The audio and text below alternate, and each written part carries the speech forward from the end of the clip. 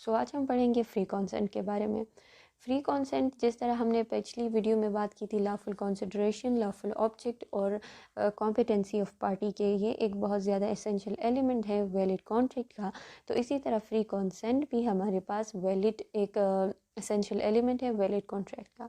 Free consent का मतलब है कि Parties in a contract are said to be consented when they have agree upon the same thing in the same sense. अब जो contract है इसके जो मेन एलिमेंट है या इसकी एग्जांपल अगर देखें तो ए जो है बी को गन पॉइंट पे कह रहा है कि मुझे अपनी कार दे दो 1 रुपये के लिए। अब car is consideration for a है और 1 रुपये फॉर बी है, लेकिन यहाँ पे जो कॉन्सेंट है वो फ्री नहीं है। अगर जनरली अगर देखें तो सब कुछ पूरा हो चुका है, एक कंसिडरेशन भी है, 2 पार्टीज़ भी है, सब कुछ हो रहा है, लेकिन जो लॉफुल कंसिडरेशन भी है, लॉफुल ऑब्जेक्ट भी है, लेकिन कौन सा एलिमेंट इसमें मिसिंग है? इसमें फ्री कंसेंट का एलिमेंट मिसिंग है, क्योंकि उस बंदे ने उसे गन पॉइंट में वो कार ले ली थी। अब जो फ्री कंसेंट है वो कब बनेगी? जब ये एलिमेंट्स उसमें नहीं होंगे, तब हम कहेंगे कि फ्री कंसेंट है। कौन से एलिमेंट? सबसे पहला एलिमेंट है कोवर्जन का एलिमेंट। कोवर्जन किसे कहते हैं? तो कोवर्जन की डेफिनेशन जो हमारे पास कॉन्ट्रैक्ट एक्ट में प्रोवाइड है, उसको अगर हम ब्रेक डाउन करके देखें तो वो कहते हैं कि coercion is committing, threatening to commit any act forbidden by Pakistan Penal Code, or the unlawful detaining or the threatening to detain any property by the prejudice of any person with the intention of causing other person to enter into agreement. अब इसका क्या मतलब है? अब इसको अगर हम 2 हिस्सों में डिवाइड करें तो इसमें 2 बातें हैं, एक पाकिस्तान पेनल कोड की बातें हैं, एक डिटेंशन की बातें हैं। तो पाकिस्तान की पेनल कोड की बात में पहला ये कह रहा है कि ऐसा काम कमिट करना या थ्रेटन टू कमिट करना जो पाकिस्तान पेनल कोड के अंदर फॉरबिडन है, या ऐसे अनलॉफुल डिटेनिंग करना या ऐसे उसको उस बंदे को थ्रेट देना कि वो उसकी किसी प्रॉपर्टी को डिटेन कर देगा, और उसका मकसद, उस बंदे का मकसद ये हो कि जो वो जिस बंदे को वो नुकसान पहुंचा रहा है वो उसके साथ एग्रीमेंट में इंटर हो जाए। तो इस तरह की सिचुएशन अगर किसी भी बंदे ने एराइज करवाई तो उसको हम कहेंगे कि उसने कोवर्जन के थ्रू एग्रीमेंट की, और ये एग्रीमेंट फ्री कंसेंट नहीं होगी इसमें यानी फ्री कंसेंट का एलिमेंट मिसिंग होगा। अब अगर जनरली हम इसकी डेफिनेशन को पॉइंट्स में देखें तो इसमें हम सबसे पहले हमारे पास यही आता है कि पाकिस्तान पेनल कोड जो है, इसमें जो एक्शन जो एक फॉर एग्जांपल एक ऐसी सिचुएशन में हमारे पास राइज हो सकती है कि जिसमें पाकिस्तान पेनल कोड तो अप्लाई नहीं होता, इवन दो उस सेक्शन में भी अगर वो बंदा उस जुरिस्डिक्शन में भी कोई काम कर देता है तो वो हम इसको कोवर्जन के अंडर में ला सकते हैं। For example A Pakistani citizen है, वो एक बोट में है, इंग्लिश शिप के एक बोट में है और हाई सी पे जा रहे हैं। वो बी को कंपेल करता है या फ्रॉड के ज़रिए या किसी भी ऐसे ज़रिए से जो फॉरबिडन है पाकिस्तान पेनल कोड में। अब उस जगह में 2 पाकिस्तान पेनल कोड एप्लीकेबल नहीं है, लेकिन अगर उस बंदे ने किसी सेक्शन को वॉयलेट करके भी उस बंदे से साइन करवा दे, उस बी से साइन करवा दे कॉन्ट्रैक्ट को, और बाद में आकर वो बी अगर कराची में फॉर एग्ज़ाम्पल उस बंदे के ख़िलाफ़ केस कर देता है, तो वो कॉन्ट्रैक्ट जो हो गई वो ये हम कंसिडर कर सकते हैं कि वो कॉन्ट्रैक्ट कोवर्जन के थ्रू हुई है। फिर नेक्स्ट हमारे पास जो मेन बात आती है कि ये ज़रूरी नहीं है कि जो कोवर्जन हो रही है वो उसी पर्सन के ऊपर हो जिससे कॉन्ट्रैक्ट करवाई जा रही है, वो किसी और पर्सन के ऊपर कोवर्जन हो रही हो और इससे वो काम करवाया जा रहा हो। ऐसी भी सिचुएशन हो सकती है। इसका एग्जांपल के थ्रू अगर समझेंगे तो ज़्यादा समझ आए कि फॉर एग्जांपल ए जो है बी को कह रहा है कि अगर तुमने ये कॉन्ट्रैक्ट साइन नहीं की तो मैं तुम्हारे दोस्त को मार दूंगा। तो अगर उसने इस तरह की शर्त इस तरह का सिचुएशन राइज होगा तो हम कहेंगे कि यहाँ पे भी कोवर्जन का एलिमेंट मौजूद है। इसके अलावा एक और जो है ये इस्टेब्लिश्ड रूल प्रिंसिपल बना था थ्रू जजमेंट कि अगर कोई बंदा थ्रेट टू कमिट सुसाइड करे या उसको किसी को कहे कि अगर तुमने ये साइन नहीं किया तो मैं ख़ुद को मार दूंगा, तो वो ये भी कवर्जन के अंदर आता है। फिर नेक्स्ट है कि इसमें एक वर्ड है जो आपको मिलेगा कि एक्ट फॉरबिडन। तो ये वर्ड जो है ये काफ़ी इंपॉर्टेंट है। इसको अगर आप देखिए तो ये एक बहुत ज़्यादा वाइड टर्म यूज़ किया गया है। यहाँ पे ये नहीं लिखा गया है कि act punishable by Pakistan penal code, क्योंकि अगर देखिए तो act punishable by Pakistan penal code में बहुत सारी ऐसी भी सिचुएशन होती है जिसमें जो एक्ट होता है वो पनिशेबल तो होता है लेकिन फॉरबिडन तो होता है लेकिन पनिशेबल नहीं होता। फॉर एग्ज़ाम्पल एक लूनेटिक या माइनर है, वो पनिश तो उसको बेशक नहीं किया जा सकता लेकिन जो काम कर रहा है वो फॉरबिडन अंडर द लॉ है, तो इसको बहुत ज़्यादा वाइड रखा गया है। फिर नेक्स्ट हमारे पास ये बात आती है कि जो वो है कॉन्ट्रैक्ट है, अगर वो कन्वर्जन के थ्रू इंटर हो चुकी है तो अब उसके साथ क्या किया जाए। तो इसका ये ऐसे कॉन्ट्रैक्ट वॉइडेबल होते हैं जो कन्वर्जन के थ्रू इंटर हुए होते हैं। वॉइडेबल किस पार्टी को, अब कौन सा पार्टी इसको री इन्फोर्स कर सकता है, तो वॉइडेबल का मतलब है कि ये कॉन्ट्रैक्ट दोबारा ज़िंदा हो सकता है अगर वो एलिमेंट जो लीगल हिंज हटाई जाए जिसकी वजह से इस कॉन्ट्रैक्ट में नुक्स आया था। तो अगर वो पार्टी जिसकी राइट को जिसको कर्सीव किया गया है या उसको उस पर जुल्म करके वो काम किया गया है, अगर वो पार्टी कहे कि मुझे इस कॉन्ट्रैक्ट में दोबारा से आना है, अपनी फ्री कंसेंट इस बार भी दे दे, तो इसका मतलब है ये कॉन्ट्रैक्ट जो होगा वो वैलिड होगा और ये चलेगा। लेकिन अगर जो बंदे की राइट या जिस पे जुल्म किया गया है वो कहे कि मुझे इस कॉन्ट्रैक्ट में मज़ीद नहीं रहना, तो वो कॉन्ट्रैक्ट ख़त्म हो जाएगी। फिर ये जितने भी राइट्स एंड बेनिफिट उसने क्लेम किए थे, जिस बंदे ने, मतलब कि वो तो अब एक कॉन्ट्रैक्ट बन गया है ना, हमने कहा कि कन्वर्जन के थ्रू वो कॉन्ट्रैक्ट बन गया है और उसको उसने बेनिफिट भी उससे हासिल की है, तो जितने बेनिफिट उसने हासिल किए हैं वो तमाम उससे रिकवर होंगे। फिर नेक्स्ट एलिमेंट हमारे पास आता है अनड्यू इन्फ्लुएंस का। अब जो अनड्यू इन्फ्लुएंस है वो उसके मुताबिक वो यही कहता है कि where the relations between parties are such that one of the parties in a position to dominate the will of other and uses that position to obtain an unfair advantage of other. अब इसका क्या मतलब है, तो इसको अगर बहुत ही generally अगर हम देखें तो एक स्पिरिचुअल एडवाइज़र है और बी उसका फॉलोवर है। अब बी जो होता है, ए जो होता है, ए और बी कॉन्ट्रैक्ट करते हैं और बी अपनी तमाम प्रॉपर्टी ए को ट्रांसफ़र कर देता है। अब वो जब उसको ट्रांसफ़र कर देता है, बाद में उसको एहसास होता है कि उसने गलत किया, फिर वो अपनी प्रॉपर्टी वापस लेने के लिए सूट फाइल कर देता है। तो इस तरह की सूट फाइल में मोस्टली ये कहा जाता है कि वो स्पिरिचुअल लीडर का अनड्यू इन्फ्लुएंस था उस बंदे के ऊपर जिसने अपनी सारी प्रॉपर्टी उसको दी थी। फिर अभी हमारे पास बहुत सारी वर्ड इसमें हैं जिनको एक्सप्लेन करना ज़रूरी है कि फॉर एग्ज़ाम्पल इसमें जो है ट्रस्ट का रिलेशनशिप की बात की गई है, ना सिर्फ फिड्यूशियरी रिलेशनशिप बल्कि ट्रस्ट रिलेशनशिप की भी इस तरह बात हुई है।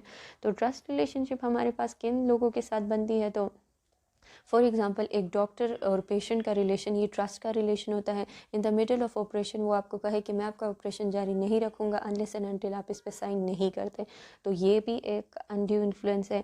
या अगर आप लॉयर को ही ले ले तो वो आपको थ्रेटन करता है कि आपने जितनी बातें मुझे बताई हैं अब मैं बाहर जाके सबको बताऊँगा अगर आपने इसको साइन नहीं किया तो ये भी चीज़ें हैं कि ये ट्रस्ट के रिलेशनशिप में अगर वो डोमिनेटिंग पोजीशन पे है और वो आपसे कोई साइन करवा दे तो ये अनड्यू इन्फ्लुएंस के ज़ुमरे में शुमार होता है। अब डोमिनेटिंग पर्सन कौन होता है, तो डोमिनेटिंग पर्सन वो बंदा होता है जिसके पास रियल अथॉरिटी या एपरेंट अथॉरिटी होती है। रियल अथॉरिटी का मतलब है कि वो आपके साथ ब्लड रिलेशन में है या आपका फादर है या मदर है, इस तरह की रिलेशन में। अगर एपरेंट रिलेशन का मतलब है कि फिड्यूशियरी रिलेशनशिप, ट्रस्ट की रिलेशनशिप, जिस तरह हमने पिछली में बात की कि डॉक्टर और पेशेंट का, लॉयर और उसके जो क्लाइंट है उसकी रिलेशनशिप में, तो इसमें जो बंदे डोमिनेंट है तो वो हमारे पास लॉयर है, डॉक्टर है, इस तरह की जो रिलेशनशिप है उसमें यही डोमिनेटिंग पोजीशन में होती हैं। फिर नेक्स्ट हमारे पास आती हैं, अगर हम इसको मतलब जनरली देखें तो या इम्पोर्टेंट प्रिंसिपल्स को इसको अगर हम डिस्कस करेंगे तो सबसे पहला इम्पोर्टेंट प्रिंसिपल अनड्यू इन्फ्लुएंस का यही है कि, तो पहला जो प्रिंसिपल है हमारे पास यही है कि अनड्यू इन्फ्लुएंस जो है ये बिल्कुल कोवर्जन की तरह है, लेकिन कोवर्जन में फ़िज़िकल जो है वो कोवर्जन हो रही थी, यहाँ पे हमारे पास मेंटल कोवर्जन हो रही है। यानी अगर उस बंदे की मेंटल कैपेसिटी या उसको फ्री स्पेस दी जाती तो वो हरगिज़ ये फ़ैसला नहीं कर देती। उस पर इन्फ्लुएंस इतना डाला जा रहा है थ्रू बातों के ज़रिए कि वो अपनी जजमेंट को रैशनल तरीके से एक्सरसाइज नहीं कर पा रहा। फिर नेक्स्ट ये है कि अब बात आती है कि बर्डन ऑफ प्रूफ, कौन प्रूफ करेगा कि अनड्यू इन्फ्लुएंस था या नहीं था।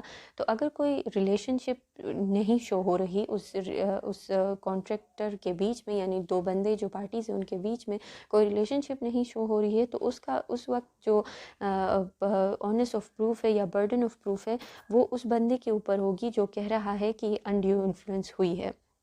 लेकिन अगर कोई बंदा अपनी रिलेशनशिप को कोई रिलेशनशिप उसको इस्टेब्लिश कर पाए कि हम दोनों में ये रिलेशनशिप है, यानी वो डोमिनेटिंग पोजीशन पे है और मैं नहीं हूँ, तो उस वक्त जो प्रूफ होगी, बर्डन ऑफ प्रूफ होगी, वो उस बंदे पे होगी जो डोमिनेटिंग पोजीशन पे है कि मैंने उसको अंडर इन्फ्लुएंस के ज़रिए उसको कायल नहीं किया इस कॉन्ट्रैक्ट को करने के लिए। अब हम पढ़ेंगे फ्रॉड के बारे में। जो सेकेंड नेक्स्ट एलिमेंट हमारे पास आती है, फ्रॉड की एलिमेंट आती है। अब फ्रॉड क्या है कि फ्रॉड का मतलब जो सेक्शन में डिफाइन हुआ वो ये है कि the suggestion of as to fact which is not true by one who does not believe it to be true. फिर the active concealment of a fact by one having knowledge और belief of the fact. और फिर promise made without any intention of performing any other act, फिर to deceive any such act or omission is to specifically declare to be fraudulent। अब इसका क्या मतलब है? तो जो फर्स्ट सेंटेंस है कि the suggestion is to fact which is not true by one who does not believe it to be true. For example, अगर हम इससे को एग्जांपल को थ्रू ले लें तो ज़्यादा समझ में आएगी। ए सेल करती है अपनी कार बी को। अब बी से पूछती है, B ask if the car has accident, B उससे पूछती है कि कोई एक्सीडेंट वगैरह हुए हैं या नहीं हुए, तो ए उसको बताती है कि नहीं हुए। यहाँ पे अगर ए की पोजीशन को देखें कि ए को पता है कि वो झूठ बोल रहा है, मतलब उसको उस फैक्ट के बारे में पता है कि एक्सीडेंट हुई है, लेकिन वो उसको झूठ मतलब उसको नहीं बता रहा कि एक्सीडेंट नहीं हुई, मतलब वो प्रिटेंड कर रहा है कि उसको पता नहीं है, या वो उसको इन सिंपल वर्ड कह सकते हैं कि झूठ बोला है। तो इसमें जो है फ्रॉड का एलिमेंट शामिल है, क्योंकि उसने कहा कि the suggestion is to fact, उसने उससे एक फैक्ट के बारे में पूछा और उसको पता था उस फैक्ट के बारे में, लेकिन उसने उसको गलत बता दिया, तो इसका मतलब है कि उसने फ्रॉड कमिट कर दिया है। अब हम नेक्स्ट जो लाइन है उसकी तरफ जाते हैं। उसमें कहते हैं कि the active concealment of fact by one having knowledge और बिलीफ ऑफ द फैक्ट। अब इसमें आप ये बात हमेशा याद रखिए कि ये प्रोविज़न तब अप्लाई होगा जब उसमें फिड्यूशरी रिलेशनशिप होगी, यानी रिलेशनशिप ऑफ ट्रस्ट उनके दरमियान होगा। अगर नहीं होगा तो कोई जो चीज़ें ऑर्डिनरी है वो तो उसको ख़ुद ही पता होनी चाहिए, वो ख़ुद ही देखने का ज़िम्मेदार है। फॉर एग्ज़ाम्पल, ए और बी जो हैं वो फ्रेंड्स हैं। अब ए बी को जो एक्टिव कंसीलमेंट है उसको नहीं बता रहा कि इस कार के अंदर ये मसला है, जबकि उसको बताना चाहिए, वो एक्टिव कंसीलमेंट कर रहा है, तो इस सिचुएशन में वो फ्रॉड कमिट कर रहा है। लेकिन अगर ए बी को कार सेल कर रहा है और बी कम्प्लीटली स्ट्रेंजर है, कोई रिलेशनशिप उनके अंदर दरमियान नहीं है, और वो जो है वो एक्टिव कंसीलमेंट कर रहा है, इन अ सेंस के वो जो मेन बातें हैं वो तो उसको बतानी होगी, वो अगर छुपाएगा तो वो फ्रॉड में काउंट होगा। लेकिन अगर वो जो चीज़ें एपरेंट हैं और वो जो बायर है वो ख़ुद वो चीज़ें नहीं देख रहा, तब ये टेंट अमाउंट नहीं होगा, फ्रॉड के ज़ुमरे में नहीं आएगा। नेक्स्ट जो हमारे पास है वो है कि promise made without any intention of performing, यानी एक बंदा प्रॉमिस तो कर देता है कि मैं आपको कंसिडरेशन में ये दूंगा, लेकिन वो क्या करता है कि वो ना देने के इरादे से वो प्रॉमिस करता है। अब ज़ाहिर बात है कि इंटेंशन जो होंगी वो तो कौन फोर्स ही कर सकता है, या वो किस तरह पता लगाए जा सकते, तो वो उसके एक्शन के थ्रू पता लगाया जा सकता है। फिर नेक्स्ट हमारे पास आती है कि any other act fitted to deceive, यानी इस प्रोविज़न से ये बात जाहिर होती है कि कंप्लीट डिस्क्रेशन दी गई है कोर्ट को, यानी कि कोई भी ऐसा काम अगर कोर्ट को लगे कि ये फ्रॉड के ज़ुमरे में आ सकता है तो कोर्ट इसको डाल सकती है, यानी ये फैक्ट्स और सर्कमस्टांसेस पे बेस होगी। फिर है कि any act or omission is to law specifically declare to be fraudulent, तो ये तो ऑब्वियस सी बात है कि जिन जिन चीज़ों को लॉ ने स्पेसिफिकली डिक्लेयर किया है थ्रू डिफरेंट एक्ट्स में कि ये चीज़ें फ्रॉड के ज़ुमरे में आती हैं, तो वो भी इसमें शामिल हैं। अब अगर हम इसके कुछ मेन पॉइंट्स को डिस्कस करेंगे तो mayor silence is not fraud, ये बात आप हमेशा याद रखिए कि अगर कोई फॉर एग्जांपल इसको अगर एग्जांपल के थ्रू देखिए कि ए सेल कर रहा है अपने हॉर्स बी को। अब ए को पता है कि हॉर्स अनसाउंड माइंड का है, लेकिन बी भी उसको चेक करने के लिए या उसको राइड करके इस तरह कुछ जो नेसेसरी काम होते हैं वो नहीं कर रहा, तो इसमें जो है ए ने कोई फ्रॉड कमिट नहीं किया। लेकिन आप ये बात हमेशा याद रखिए कि कुछ केसेस ऐसे हैं कि जिसमें साइलेंट रहना फ्रॉड के अंडर फ्रॉड के जो सर्कमस्टांसेस हैं उसमें इंटर हो जाएगा। Number 1, it's duty to speak and person remain silent, यानी ऐसा सिचुएशन जिसमें उस बंदे को बात करना ज़रूरी होगा, और वो कौन सी सिचुएशन होगी, जब दूसरी पार्टी को दूसरी पार्टी इसमें कोई फिड्यूशरी रिलेशनशिप हो इस पार्टी के साथ, यानी फादर डॉटर का रिलेशन हो, तो अपने डॉटर को देते हुए या कॉन्ट्रैक्ट करते हुए तो वो उसको बताएगा कि साउंड माइंड या अनसाउंड माइंड का है कि नहीं है। इस वक्त वो साइलेंट नहीं रह सकता। नेक्स्ट जो है कि वो duty to speak also raises when one party completely depends upon another party, यानी कि एक ऐसी सिचुएशन जिसमें एक पार्टी दूसरी पार्टी पे कम्प्लीटली डिपेंडेंट है इंफॉर्मेशन के लिए। फॉर एग्जांपल, एक बंदा इंश्योरेंस कंपनी के साथ कोई कॉन्ट्रैक्ट कर रहा है, तो उस वक्त उस बंदे को अपनी मेडिकल हिस्ट्री और तमाम चीज़ों के बारे में सही उस इंश्योरेंस कंपनी को बताना होगा। यहाँ पे साइलेंट रहना फ्रॉड के ज़ुमरे में आ सकता है। अब फिर हम जाते हैं बर्डन ऑफ प्रूफ की तरफ। तो यहाँ पे बर्डन ऑफ प्रूफ उस पार्टी पे होगा जो एलेज करेगा फ्रॉड के केस को, यानी जो कह रहा है कि उसने फ्रॉड किया है, तो उस बंदे को प्रूफ करना होगा जो इल्ज़ाम लगा रहा है। अब फ्रॉड के कुछ इफ़ेक्ट्स हैं। इफ़ेक्ट्स ये है कि जो कॉन्ट्रैक्ट होगा उसकी परफॉर्मेंस ख़त्म की जाएगी, वो नहीं होगी उसकी परफॉर्मेंस मज़ीद। इसके अलावा जो रेस्टिट्यूशन जितने भी पैसे लगे थे या फ्रॉड की वजह से जो बेनिफिट उस दूसरी पार्टी ने की थी वो सारे रिकवर किए जाएंगे। डैमेजेस के लिए भी सूट फाइल किया जा सकता है। इसके अलावा ये बहुत ज़्यादा इंपॉर्टेंट बात है कि अगर कोई स्ट्रेंजर फ्रॉड करे कॉन्ट्रैक्ट को इफ़ेक्ट करे, तो इस तरह की सिचुएशन में फ़्रॉड इसमें इन्वॉल्व नहीं होगी। इस इफ़ेक्ट को हम कोवर्जन या अनड्यू इन्फ्लुएंस का नाम तो दे सकते हैं कि थर्ड पार्टी ने जो किया है, लेकिन उसको हम फ्रॉड का नाम नहीं दे सकते। फ्रॉडुलेंट रिप्रेजेंटेशन अगर कोई करे इन अ सेंस कि if it wasn't made the aggrieved party wouldn't have enter into the contract, यानी अगर ये एलिमेंट इसमें ज़रूर होना चाहिए कि अगर उसको ये फैक्ट्स इस तरह करके ना दिखाए जाते तो वो कभी भी इस कॉन्ट्रैक्ट के लिए राज़ी नहीं होती, यानी उसके साथ फ्रॉड करके उसको इस कॉन्ट्रैक्ट के अंदर लाया गया है, तो ये एलिमेंट होना मस्ट है। इसके अलावा जो एक और बात ये है कि जो प्लेंटिफ है उसको कोई डैमेज होना ज़रूरी है। एक कॉमन सेइंग है कि there is no fraud without damages, तो इस वजह से ये चीज़ हमारे पास ये प्रिंसिपल थे फ्रॉड के। अब हम जाते हैं मिस रिप्रेजेंटेशन के टॉपिक के ऊपर। अब मिस रिप्रेजेंटेशन का क्या मतलब है? अब मिस रिप्रेजेंटेशन का जो कॉन्सेप्ट है, तो इसमें अगर हम देखें तो इसमें डिसेप्शन का जो एलिमेंट है फ्रॉड के एलिमेंट में जो था वो इसमें मिसिंग है, यानी एक बंदा जो है वो किसी को कोई फैक्ट बता रहा है जो कि गलत है, लेकिन जो बंदा बता रहा है उसको ख़ुद भी नहीं पता कि ये बात गलत है, तो इसमें इनोसेंसी की भी बात आती है और ये without any intention to deceive है। लेकिन फिर भी इसमें उस दो पार्टी जो अफेक्ट हो रही है उसके पास राइट है कि वो इस कॉन्ट्रैक्ट को अवॉइड कर सकती है। अब हम डेफिनेशन को अगर ब्रेक डाउन करके देखें तो इसमें जो पहला सेंटेंस है वो हमारे पास ये कहता है कि positive assertion of unwarranted statement of material facts believing them to be true. अब इसका क्या मतलब है कि एक ऐसी असर्शन या एक ऐसी स्टेटमेंट देना जो दो मटेरियल फैक्ट्स के बारे में जो ट्रू ना हो। फॉर एग्ज़ाम्पल, जो ट्रू ना हो लेकिन उसको लग रहा है कि ट्रू है। फॉर एग्ज़ाम्पल, एक बंदा दूसरे बंदे को कहता है कि मेरी जो ज़मीन है या मेरी जो खेत है उसमें जो है 10 क्विंटल्स ऑफ वीट पर एकड़ प्रोड्यूस होते हैं ईयरली।